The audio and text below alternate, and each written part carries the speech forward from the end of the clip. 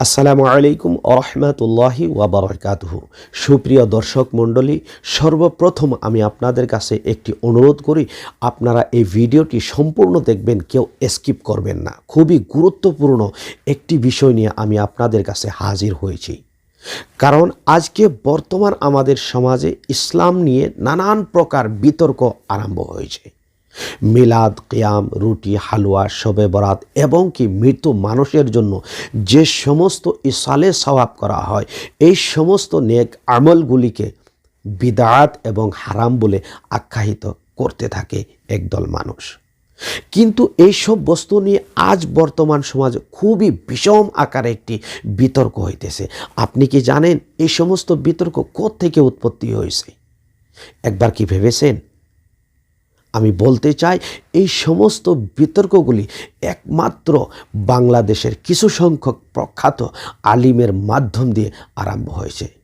তার কারণ আমাদের দেশের মানুষগুলি কিতাব স্টাডি করা ছেড়ে দিয়ে তারা মোবাইলের মাধ্যম দিয়ে ইউটিউব এবং ফেসবুকে নানান প্রকার প্রখ্যাত আলিমের ওয়াজ, লেকচার এবং বয়ানগুলি শুনতে থাকে। হয়তো মুফতি আমির হামজা বাংলাদেশের একটি প্রখ্যাত আলিমে দ্বীন, আপনারা সবাই চিনেন। তিনি কি বলেছেন আপনি কি জানেন শবে বরাত সম্পর্কে?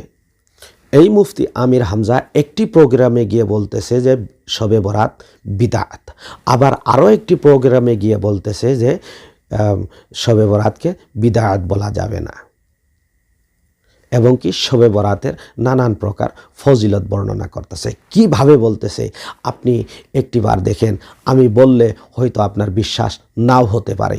খুবই গুরুত্বপূর্ণ ভিডিও, আপনারা ভিডিওটি সম্পূর্ণ দেখেন। আপনি এই যে 63 বছর নবীজির জীবনের ভেতরে 23 বছর নবুয়তের জিন্দেগি আপনি পড়ে দেখেন, আর রাহিকুল মাখতুম, নবী রহমত, মানবতার বন্ধু মুহাম্মদ রাসূলুল্লাহ, এরকম 13টা গ্রন্থ আছে। আমি পুরা সব পড়ে দেখেছি। এই 23 বছরের জীবনে কোনদিন নবী শবে বরাত পালন করেননি। আপনি কোথায় পেলেন? আপনি কি নবীর চাইতে বেশি ইসলাম বোঝেন? হযরত আবু তুফাইল নবীর ইন্তেকালের পরে 90 থেকে 93 বছর বেঁচে ছিলেন। তার পুরা জীবন পড়লাম, পেলাম না তো। আপনি কি ইসলাম নতুন করে বেশি করে বানাবেন যে ওনার ইসলাম হয়নি, উনি অল্প পালন করেছে, আমি আরো বেশি করব?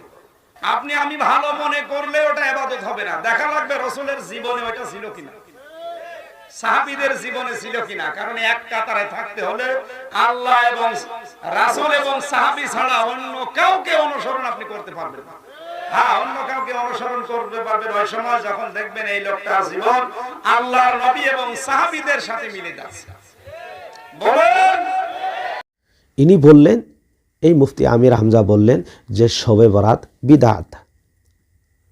শবে বরাতে যদি এত নেকি, তাহলে সাহাবীরা কেন পালন করলেন না, নবীজি নিজেও কেন পালন করলেন না? এই কথাটাই তো বললেন। আসেন এখন অন্য প্রোগ্রামে এই মুফতি আমির হামজা একই জন ব্যক্তি কি বলে একবার শুনে নেই। শবে বরাত নামে যেটা আমাদের এই সমস্ত দেশে চলে, অনেকে আজ বেদাত বলে মানুষকে দূরে সরিয়ে রাখতে চেষ্টা চালাচ্ছে না। আপনি এটা বন্ধ করেন। কারণ শবে বরাত, নেসফে শাবান নিয়ে প্রায় নির্ভরযোগ্য 15টা হাদিস আমার মতো ছোট মানুষ পেয়েছি। যারা বড় বড় মুহাদ্দিস, সাইকল হাদিস, হাজার লক্ষ হাদিসের হাফেজ যারা, তাদের কাছে আরো বেশি পাওয়ার কথা। তাও যেমন তেমন সাহাবী বর্ণনা করেনি। বিশ্ব নবীর স্ত্রী হযরতে আয়েশা সিদ্দিকা, হযরতে আবু হুরায়রা, মুআয ইবনে জাবাল, আবু বকর সিদ্দিক, হযরতে ওমর, এরকম বড় বড় সাহাবীরা বর্ণনা করেন গভীর রজনীতে বিশ্বনবী মুহাম্মদুর রাসূলুল্লাহ নিজে জান্নাতুল বাকিতে কান্নাকাটি করছিলেন। তার স্ত্রী হযরতে আয়েশা ডাক দিয়ে বলেন, হে নবী, আপনি কাঁদেন কেন? নবীজি বলেন, আয়েশা, তুমি জানো না আজকে কোন রাত? আজকে নিসফে শাবান, শাবান মাসের 14 তারিখের দিবাগত রাত। আজকের এই ময়দানে, আজকের এই রাতে মহান আল্লাহ প্রথম আসমানে এসে বান্দা বান্দিদেরকে ডাক দিচ্ছে। 5 প্রকার মানুষ ছাড়া দুনিয়ার সব মানুষকে আল্লাহ নাকি মাফ করে দেবে। তা আমি ঘুমিয়ে থাকবো কি করে? আমার উম্মতদেরকে আমি জানিয়ে দেই, 5 প্রকার গুনাহ যদি বাদ দিতে পারে, তাহলে শবে বরাতে আল্লাহ তাদেরকে আসলেই মাফ। আপনারা শুনেছেন, মনোযোগে শুনেছেন? এখন আমি আপনাদেরকে বলি, একজন ব্যক্তির দুই ধরনের মন্তব্য তারপরেও ইসলাম নিয়ে কিভাবে হয়। হয়তো রাজনৈতিক নেতা হলে একটা শোভা পায়, কিন্তু ইসলামের হাদিস ও কোরআনের মন্তব্য একজন ব্যক্তির দুই প্রকার হওয়া সম্ভব না। আর আমাদের দেশের মানুষগুলি এই ধরনের আলিম ওলামার অনুসরণ করে বসে আছে। এই ধরনের আলিম ওলামা ইউটিউবে, ফেসবুকে যা কিছু মন্তব্য দিবে, যা কিছু ভাষণ দিবে, তার প্রতি মানুষে অনুসরণ করবে। সুপ্রিয় দর্শক মণ্ডলী, এদেরকে অনুসরণ করা যাবে না। তার কারণ এরা গাঁজাখুর, এরা ভাঙখুর, এরা টাকার লালসে বয়ান করে, টাকার জন্য এরা ভাষণ দেয়। এদেরকে যদি কোনো তরফ থেকে বেশি টাকা দেওয়া হয়, বলে দেওয়া হয় যে তোমাকে 1 লক্ষ টাকা দেওয়া হবে, তুমি বলে দাও এটা চলবে, তাই বলবে। আর যদি বলা যায় যে তোমাকে 2 লক্ষ টাকা দেওয়া হবে, তুমি বলো এটা চলবে না, এরা তাই বলবে। এরা টাকার গোলাম। এরা মূলত হাদিস কোরআন বর্ণনা করে না। এদের যদি অনুসরণ করেন আপনি, তাহলে নিশ্চয় আমি কি হব জানেন? গুমরাহ হয়ে যাব। যে না হোক, আশা করছি আপনারা আমি যে বিষয়গুলি বলতে চাচ্ছিলাম আপনারা বুঝতে পেরেছেন। এরকম ধরনের মুফতি আমির হামজার মতো অনেক আলিমের আমার কাছে ভিডিও ক্লিপ রয়েছে, ভিজুয়াল রয়েছে।